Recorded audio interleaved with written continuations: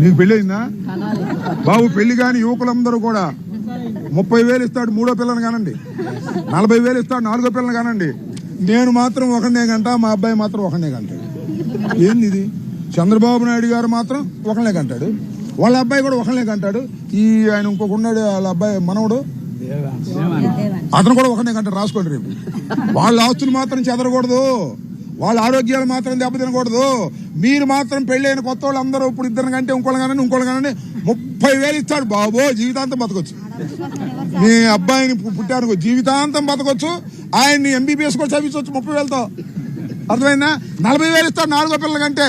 ఇక చూసుకోండి, ఇక 40,000 పెట్టి అమరావతిలో 10 ఎకరాలు కొనుక్కోవచ్చు. ఎంత డబ్బు ఇస్తున్నాడే మీ దుంప దగ్గర ఏలం పాటు పెట్టాడు. 30,000, 40,000, ఇద్దరు కంటే లేదు, ముగ్గురు కంటే 30, నలుగురు అంటే 40, 5 కంటే 50. ఏంది ఏలం పాట?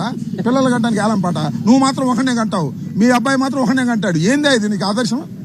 నీకు అసలు హక్కు ఉందా చెప్పే హక్కు? పిల్లల్ని ఎవరు గంటారు? ఆర్థిక స్తోమత బాగున్నప్పుడు. ఆర్థిక స్తోమత బాగుండా కనలేకపోతున్నారయ్యా, ఎందుకంటే పెంచడం కష్టమైపోతుంది కాదా?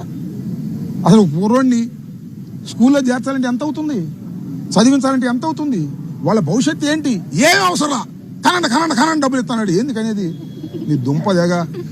అందువల్ల మీరందరూ విలేకరులు అందరూ పెళ్ళైన వాళ్ళు ఎవరు ఉంటే యువకులు, ఇద్దరు కంటే ఆపమాకండి, మూడో వాళ్ళని కనండి. ఇంటికి మిమ్మల్ని కొడతారు.